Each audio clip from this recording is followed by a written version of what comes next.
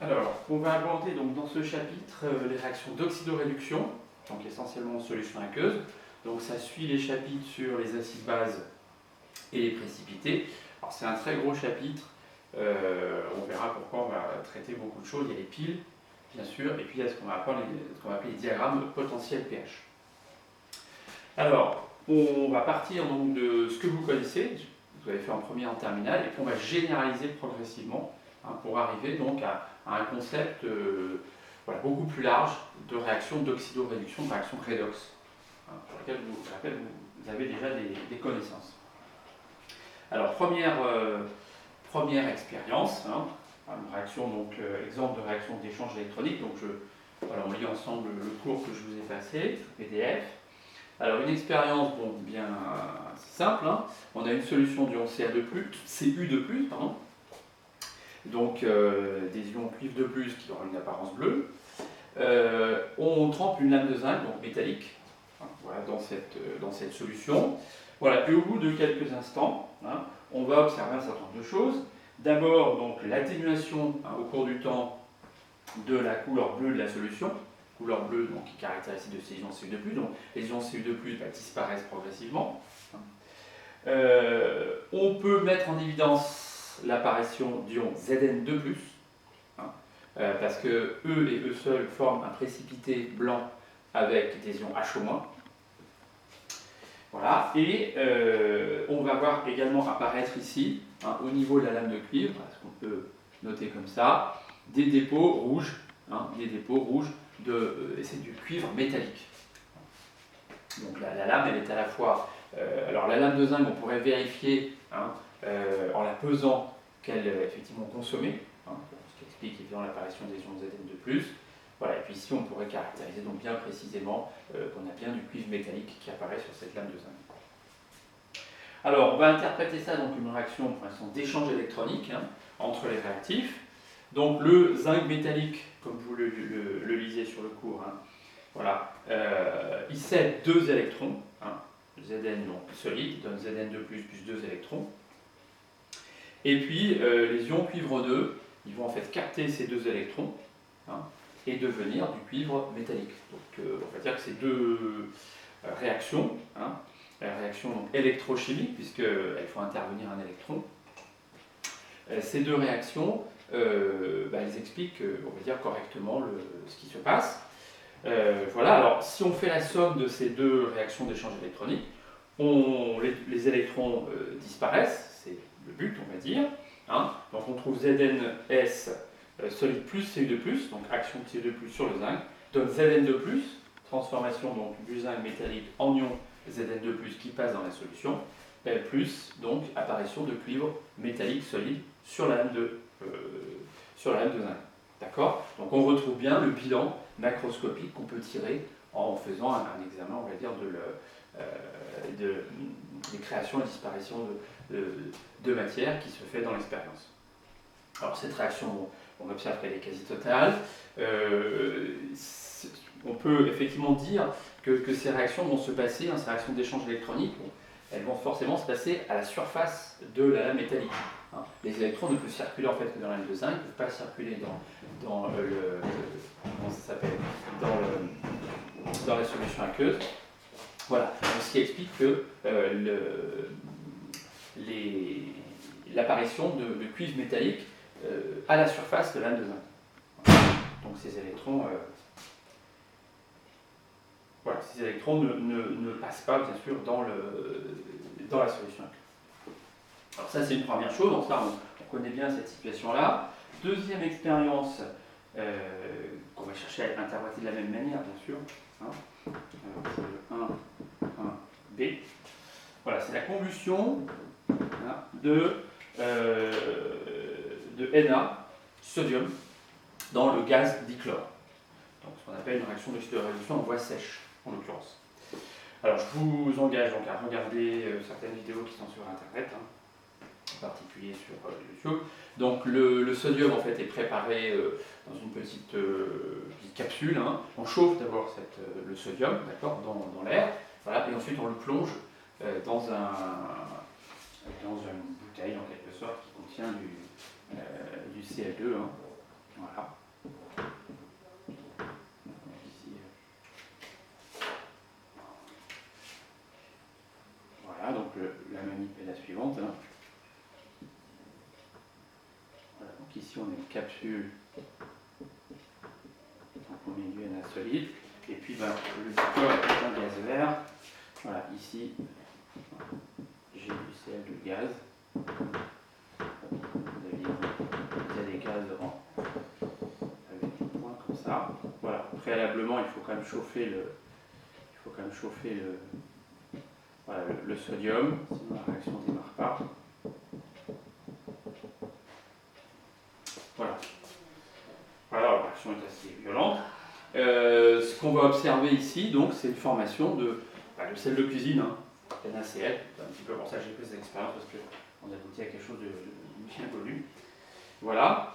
Alors, bon, a priori, donc, on a l'action du Cl de gaz sur le sodium. On ne voit pas bien comment on peut interpréter ça comme une réaction d'échange électronique. Alors, pourtant, c'est le cas, et il faut évidemment voir microscopiquement hein, ce que sont devenus les réactifs ici pour pouvoir effectivement comprendre qu'il s'agit d'une réaction d'échange électronique. Alors, il se trouve ici, donc, comme on va le voir développer ça de manière plus générale dans le cours sur la cristallographie, NaCl, c'est ce qu'on appelle un cristal ionique. C'est-à-dire qu'essentiellement, les éléments constitutifs vont être présents non pas sous forme d'atomes, si vous voulez, ça s'appelle des atomes de Na et de Cl juxtaposés, mais en fait des ions juxtaposés, en l'occurrence l'ion Na+, et l'ion Cl-. Alors ça, comment on le sait? Eh bien, il faut faire des spectroscopies par rayons X hein, de ces cristaux. On arrive à déterminer ce qu'on appelle la structure de maille, hein, et on arrive même à déterminer les courbes de densité électronique. Alors donc, ce cristal NaCl, c'est une juxtaposition donc, d'ion Na+, hein, et d'ion Cl-, comme vous le voyez sur la figure de gauche, d'accord. Et ça, ce cube qui est posé ici, on le reproduit par translation un petit peu à l'infini, d'accord. Donc on a une espèce de structure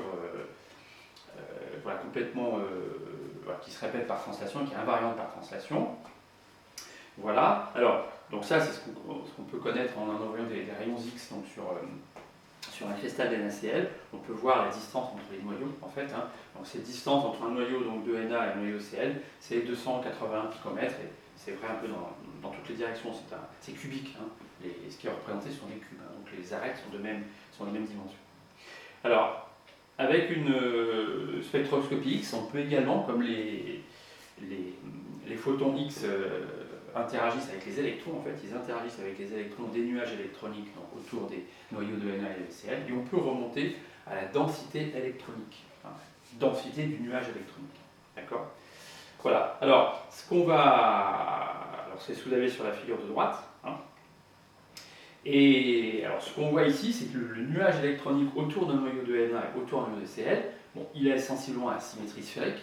Ça, on sait un petit peu. Et ce qu'on peut, si vous voulez, c'est dégager autour de chaque Cl d'une part et de chaque Na d'autre part. On peut tracer une sphère hein, qui contient les électrons qui gravitent autour du noyau en question. D'accord ? Soit le noyau de Na, soit le noyau de Cl. Et en intégrant la densité électronique, en fait, on peut remonter au nombre d'électrons qui sont localisés autour d'une part des noyaux de Na et d'autre part des noyaux de Cl. Et si on fait cette intégration sur les densités de charge, on va s'apercevoir la chose suivante, c'est-à-dire qu'autour de Na, hein, dans la sphère que je peux tracer autour de Na, hein, qui suit les courbes d'isodensité, d'accord, je vais me retrouver en fait globalement avec un électron de moins que dans le Na atomique libre. En l'occurrence, ici, ça fait un total de 10 électrons hein, autour de Na au lieu des 11 dans l'atome de sodium isolé. Donc, voilà. Et pour le Cl, ici, si je trace donc une sphère hein, autour d'un noyau de Cl, je vais trouver en fait, j'intègre la densité électronique qui se trouve dans cette sphère, je vais trouver un électron de plus. Hein, je vais trouver 18 électrons au total, un électron de plus que le Cl atomique isolé. Hein, voilà. Donc ce qu'on peut sur le schéma que vous avez, hein, on peut en rouge tracer, je vais le faire ici, hein, voilà, autour donc, de noyau de Na, hein, en suivant donc les courbes d'isodensité. Hein, on peut, mettons que je le fasse en rouge, voilà, puis celui qui est noir, c'est Cl. Voilà. Et puis Cl ici. Hein, voilà. Là, c'est bien marqué Cl-. Mais disons que là, moi, je considère que c'est le noyau de Cl. Voilà. Et ici, voilà, vous pouvez tracer autour du noyau de Cl. Voilà, une sphère qui suit les courbes d'isobdensité. Et ces deux sphères sont à peu près tangentes. Hein. Donc ici, on va se retrouver avec 18 électrons. D'accord, dans cette sphère. Et ici, on a dit qu'on avait donc 10 électrons dans cette sphère. D'accord. Voilà. Donc ici, un électron de moins par rapport au Na atomique, et ici, un électron de plus par rapport au Cl atomique. Donc dès lors, une fois qu'on sait ça, on peut facilement interpréter la réaction précédente en termes d'échange électronique. Le sodium, donc, alors, le sodium métallique, ce qu'on va admettre, c'est que dans un métal, le nombre d'électrons autour d'un atome de sodium est le même que lorsque l'atome est isolé. Donc, lorsque le sodium passe d'atome isolé à sodium métallique, le nombre d'électrons qui entourent chaque atome de sodium reste le même. Donc on est à 11 électrons. D'accord. Voilà. Donc ce sodium métallique qui est ici, chaque noyau est entouré de 11 électrons. Quand il va passer sous forme de NaCl, chaque atome de Na va perdre un électron. D'accord. C'est ce qui est marqué ici. Un Na solide métallique donne Na+, donc le Na+, qui est dans le solide ionique NaCl, plus un électron. Et cet électron va être capté par le Cl, qui provient des molécules de Cl2, voilà, et va devenir donc Cl-, dans le solide ionique NaCl. Dans le Cl2, c'est pareil. Dans le Cl2, le nombre d'électrons qui entourent Cl, alors ça peut se voir par la règle des charges formelles, par exemple, qu'on avait vu lorsqu'on avait fait les schémas de Lewis. Et le nombre d'électrons qui entourent, puis par symétrie aussi ça se comprend, le nombre d'électrons qui entourent chaque atome de Cl dans Cl2, c'est le même que le nombre qu'on a dans l'atome isolé pour chacun des Cl. D'accord. Donc voilà. Donc autour des Cl dans Cl2, on a les 17 électrons. Voilà, d'accord. Et lorsqu'on va passer dans l'état Cl dans NaCl, on aura un électron de plus, on aura 18 électrons. Voilà, alors le bilan évidemment de cette réaction d'échange électronique, c'est le bilan macroscopique qu'on peut par ailleurs trouver. Voilà, c'est-à-dire que Na sodium plus 1,5 de Cl2 donne NaCl. Alors si le facteur 1,5 vous embête, vous multipliez tout par 2, ça fait 2 Na plus Cl2 donne 2 NaCl. Voilà, et ce NaCl, c'est vous voyez, le solide, on va le représenter en disant que sa formule c'est NaCl. C'est une petite, c'est pas tout à fait une brique. Voilà, c'est-à-dire qu'on voit que le cristal est formé d'une juxtaposition, on va dire, voilà, un binôme NaCl. Voilà. D'où la formule du solide NaCl. Voilà, donc une réaction d'échange électronique dans une situation où on ne s'y attend pas, en quelque sorte. Voilà. Alors, on va encore voir qu'il y a des réactions d'échange électronique dans des situations où on s'y attend peut-être encore moins. Alors, c'est le petit c ici.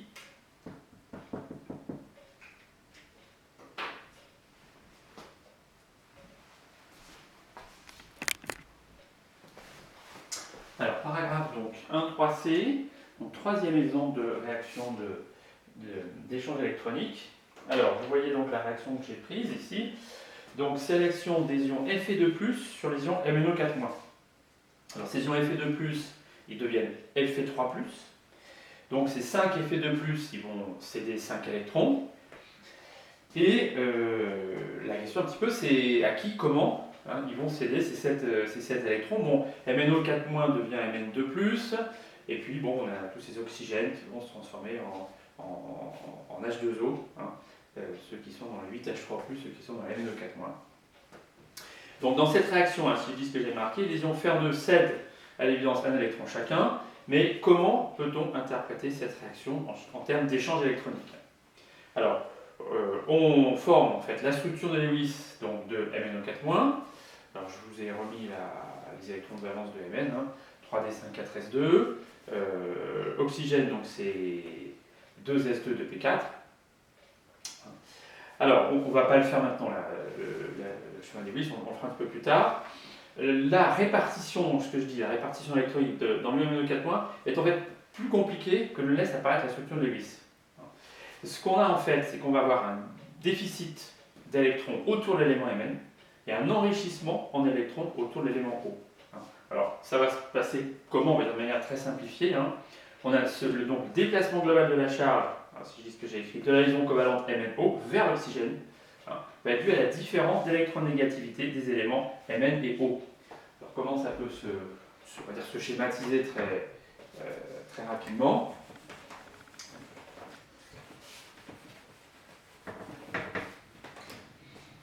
Voilà, si on a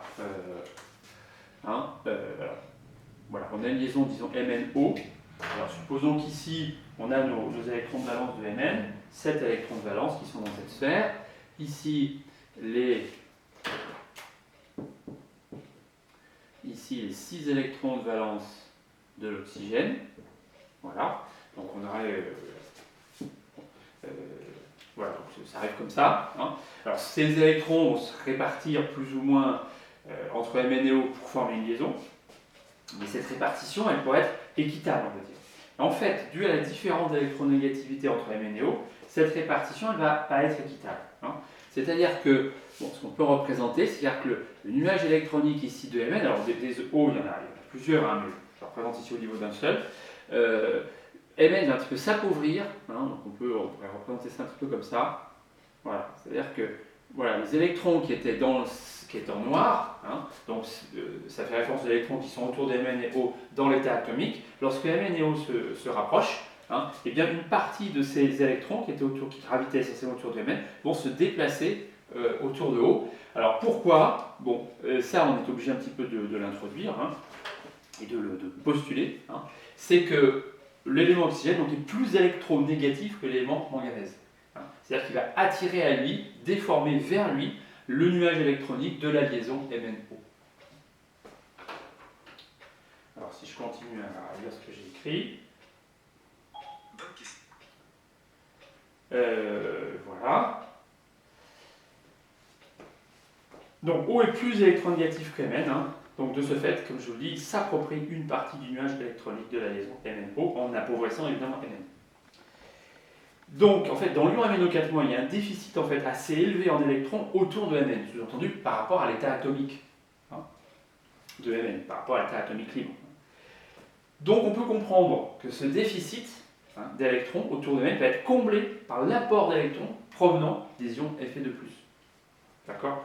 Conduisant en l'occurrence ensuite, par rupture de liaison, à la formation de Mn2+. Hein, voilà. Et donc ce qui fait que, peut-être contrairement contre toute attente, hein, dans l'ion Mn2+, Mn est plus riche en électrons que dans MnO4-, hein, parce qu'il n'est pas entouré de ces oxygènes qui viennent lui prendre ses électrons. Alors certes, dans Mn2+, on a 2 électrons de moins que dans Mn, mais en fait dans MnO4-, on a le Mn a encore perdu plus d'électrons que dans Mn2+. Et cette perte d'électrons, donc, elle va être compensée par l'apport d'électrons des ions Fe2 dans la réaction précédente.